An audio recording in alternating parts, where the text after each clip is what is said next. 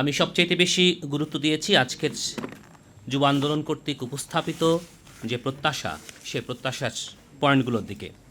আমি যদি সংক্ষেপে একটু বলি, সেখানে 27টি পয়েন্ট যুক্ত করেছেন। এর মধ্যে আইন ও বিচার কেন্দ্রিক রয়েছে 5টি পয়েন্ট, যুবদের ভাবনা নিয়ে রয়েছে 2টি, শ্রমিকদের ব্যাপারে রয়েছে 3টি দফা, প্রবাসী 1টি, নারী 2টি, শিক্ষা ব্যবস্থা নিয়ে 1টি, সংস্কৃতি নিয়ে 3টি দফা রয়েছে, শিল্প 2, পরিবেশ 2, স্বাস্থ্যসেবা 2টি এবং অর্থ এবং বাণিজ্য নিয়ে 2টি দফা। আমি বিস্তারিতভাবে পড়ার চেষ্টা করেছি এবং প্রথমেই ধন্যবাদ জানাচ্ছি যে এবি যুব পার্টির যে চিন্তা, সেই চিন্তার সাথে আমি এই 27টি দফার কোনো চিন্তার পার্থক্য খুঁজে পাইনি। এই জন্যে প্রথমেই যুব আন্দোলনকে আন্তরিক ধন্যবাদ জানাচ্ছি। আমরা কদিন আগে গত সপ্তাহে যুব অধিকার পরিষদের আরেকটি গোলটেবিল বৈঠকে আমরা একত্রিত হয়েছিলাম এবং সেখানে যুব অধিকার পরিষদের 7টি দফা উপস্থাপন করা হয়েছিল এবং আনন্দের সাথে বলবো যে যুব অধিকার পরিষদের সেই 7টি দফাও ছিল আমাদের চিন্তার এবং যুব আন্দোলনের চিন্তার, যুব পার্টির চিন্তার, সকল চিন্তার একটি জায়গায় আমরা দেখলাম যে কোনো পয়েন্টের সাথেই, কোনো দফার সাথেই আমাদের মতবিরোধ নেই।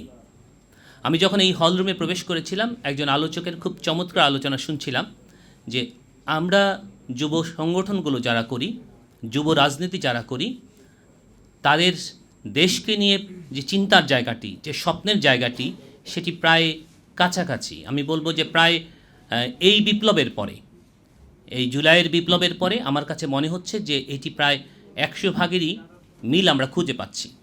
যদি তাই হয়ে থাকে তাহলে একটি স্বাধীন এবং সার্বভৌম বাংলাদেশ গঠন করার জন্যে যুব সংগঠনগুলোর আজকে ঐক্যের কোনো বিকল্প নেই। আমরা দেখেছি যে এই জুলাই বিপ্লবের পরে এই সরকারকে অস্থির করার জন্য নানান ধরনের তৎপরতা চালানো হচ্ছে। ফেসবুকে আমরা দেখি অনেকে স্যাটায়ার করে লেখেন যে ছাত্রলীগ কখনো আসে আনসারের বেশে, কখনো আসে টোকায়ের বেশে, বিভিন্নভাবে। এটি হাসির খোরাক হতে পারে, কিন্তু এটি আমাদেরকে ভুলে গেলে চলবে না যে এরকম নানান ধরনের বেশ ধরে, নানান ধরনের সংসেজে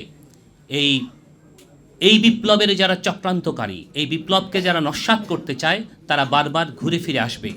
কখনো প্রেস ক্লাবে সমবেত হবে, কখনো শাহবাগে আসবে, নানানভাবে আসবে।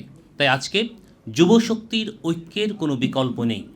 যুবশক্তি যদি, যুব সংগঠনগুলো যদি ঐক্যবদ্ধভাবে রাজপথে থাকে, তাহলেই এই সরকার স্থিতিশীলভাবে তাদের কাজগুলো করে যেতে পারে।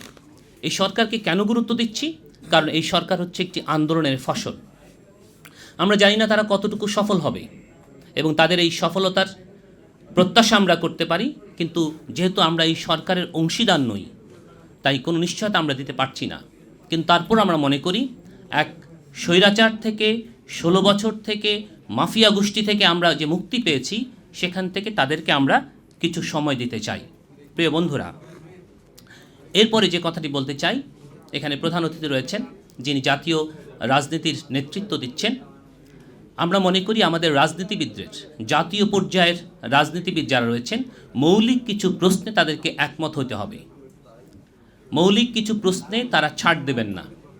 মৌলিক কিছু প্রশ্নে তারা যদি ঐক্যবদ্ধ হন, তাহলে যে স্বাধীন নির্বাচন কমিশন কথা বলা হচ্ছে, যে সংবিধান পরিবর্তনের কথা হয়েছে, নাদিম মাহমুদ বলেছেন অত্যন্ত সুন্দরভাবে, সেই সংবিধান পরিবর্তনের যে কথাটি বলা হয়েছে এবং হাজার হাজার কোটি টাকা যারা আত্মসাৎ করেছে, সেই অর্থ উদ্ধারের যে প্রশ্নগুলো রয়েছে, অর্থাৎ দেশকে গত 16টি বছর যে ধ্বংসের দ্বারপ্রান্তে নিয়ে গেছে, সেখান থেকে মুক্ত করার যেই মৌলিক যে প্রশ্নগুলো, সেই প্রশ্নের সাথে আমাদেরকে আগে একমত হতে হবে। এরপর আমাদের দৃষ্টিভঙ্গিগত যে বিষয়গুলো রয়েছে, সেগুলো হচ্ছে পরের আলোচনার বিষয়। কিন্তু আমরা যদি দৃষ্টিভঙ্গিগত মতপার্থক্যগুলোকে আগে নিয়ে আসি, তাহলে এই জাতি আবারও এক বড় ধরনের হতাশার মধ্যে পড়বে। তাই আসুন, আজকে যে ঐক্যের সুবাতাস আমরা দেখছি, আজকের এই গোলটেবিল বৈঠকে যে ঐক্যের আমি বলবো বসন্ত শুরু হয়েছে, সেই বসন্তকে আমরা ধারণ করি।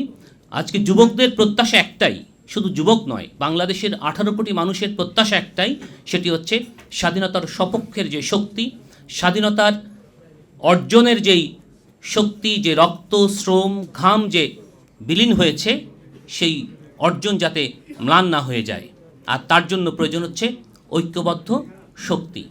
সবাইকে শুভেচ্ছা। আসসালামু আলাইকুম।